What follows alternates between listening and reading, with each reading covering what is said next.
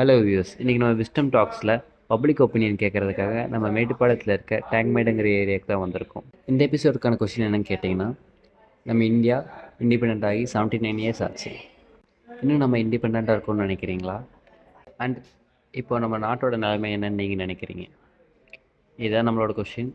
வாங்க என்ன சொல்கிறாங்கன்னு பார்ப்போம். சுதந்திரம் வந்து இங்கே எங்கெங்கே இருக்குது. எல்லாருமே இப்போ செக்ஸ் அபியூஸில் இருக்காங்க. அப்புறம் வந்து பால்காம் பிரச்சனை வந்து நிறையா போயிட்டு இருக்குது. இந்தியாவில் வந்து சுதந்திரமே இல்லை. எதுக்கு வாங்கினாங்கன்னு ஒன்றும் புரியல. வாங்கினா சில இது நல்லது, ஆனால் வந்து நிறைய பேர் கெட்டதுக்கும் பயன்படுத்துகிறாங்க, சில பேர் நல்லதுக்கும் பயன்படுத்துகிறாங்க. ஆனால் சுதந்திரங்கிறது இன்னும் நிறைய பேர்த்துக்கு தெரியணும். நல்ல போலீஸ் கம்ப்ளைண்ட்லாம் யாரும் கொடுக்கறது இல்லை, அப்படியே விட்டுறாங்க வீட்டில். சுதந்திரம் வந்து கிடைக்க மாட்டேங்குது, சின்ன குழந்தைகளுக்கும் சரி பெரியவங்களுக்கும் சரி.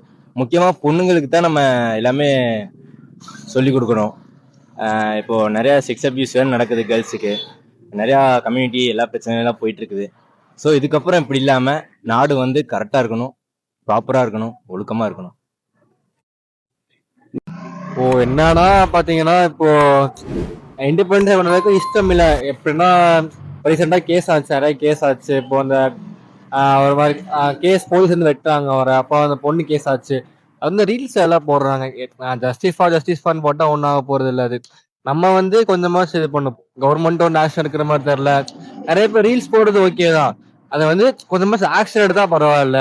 நம்ம ரீல்ஸ் போட்டு அது ஒரு வியூஸ் போகும், ஒரு வாரம் 2 வாரம் நம்ம ஸ்டோரி போடுவோம், ஜஸ்டிஸ்ன்னு போடுவோம், அவ்வளோதான்.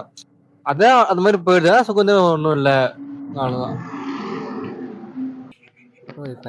இப்போ நம்ம என்ன சொல்லணும்னா, இந்தியாவில் வந்து சுதந்திரம் இல்லை தான். ஏன்னா இப்போ வந்து பொலிட்டிக்கல் சம்மந்தமாக இப்போ எல்லாமே ஃபுல்லாக பிஸ்னஸாக தான் மாறிட்டுருக்கு.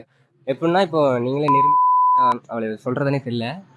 இப்போ டேக்ஸ் அதிகப்படுத்திட்டு இருக்கிறா எல்லாம். இப்போ ஒரு இந்த லட்சத்துக்கு 1 லட்சம் ஜாஸ்தியாக போச்சுன்னா இவ்வளோ டேக்ஸ் கட்டணும் அப்படின்னு சொல்லிட்டு இருக்கிறா. இப்போ நம்ம அவ்வளோ டேக்ஸ் கட்ட முடியாது. அதுவும் இல்லாமல் ஃபுல்லாக இப்போ பிஸ்னஸாக தான் ஆகிட்டு இருக்கு, பொலிட்டிக்கல் ஃபுல்லாக. இப்போது அங்கே மட்டும் இல்லை, இந்தியா ஃபுல்லாக தான். இப்போ அது போக ஜெண்டர் ஈக்குவாலிட்டி இல்லை. இப்போது நம்ம பசங்க சொல்கிறது ஒருத்தனும் கேட்டுக்க மாட்டேன். இப்போ பொண்ணு ஏதாச்சும் பிரச்சனை பண்ணி அது ஏதாச்சும் சொல்லிச்சுன்னா அது வந்து டக்குன்னு ஒரு கேஸை போட்டு இது பண்ணிடுறாங்க. ஆனால் இதே பையன் சொன்னானா அது எவனுமே கண்டிக்க மாட்டேங்கிறான். பக்கத்தில் இப்போ இங்கே பொண்ணு இங்கே ஏதாவது சொல்லுக்குதுன்னு வச்சுக்கோங்க, அது வந்து எல்லாரும் வான்னு வந்து பார்ப்பாங்க. ஆனால் இது பையன் ஒழுகுறான ஒரு வருத்தம் வரமாட்டான். ஜெண்டர் ஈக்குவாலிட்டி இல்லை, இப்போ கேஸ்ட்டு, ரிலீஜனு, இந்த மாதிரி நிறைய சண்டை போயிட்டுருக்கு. இதில் இண்டிபெண்டன்ஸ் டே வந்து எனக்கு இந்தியா பிடிக்கும் தான். ஆனால் இப்போ வந்து பார்த்தா இந்தியா அவ்வளோக்கா சுதந்திரமாக இல்லை மாதிரி தான் தோணுது, பிகாஸ் ஆஃப் திஸ் பொலிட்டிஷியன்ஸ். எனக்கு தெரியல.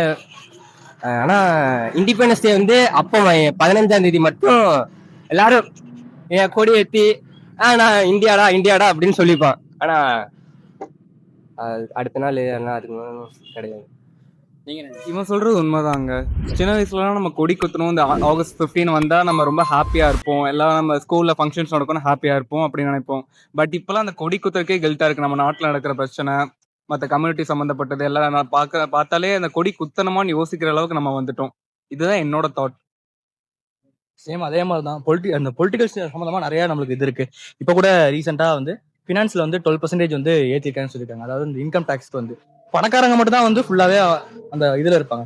ஏழை இன்னும் ஏட்டே தான் இருப்பான், பணக்காரன் ஏட்டே தான் இருப்பான். இண்டிபெண்டன்றது ஏழைக்கு இல்லைன்னு நான் நினைக்கிறேன். இந்த வீடியோவில் பேசியிருக்க எல்லாரும் அவங்களோட பர்சனல் ஒப்பீனியன் ஏதாவது சொல்லியிருக்காங்க. யாரும் நடித்தோ சொல்லித்தந்தோ அப்படி யாரும் சொல்லலாம். இந்த மாதிரி உங்களோட பர்சனல் ஒப்பீனியன் என்னங்கிறத கமெண்ட்டில் லீவ் பண்ணுங்கள். தேங்க்யூ.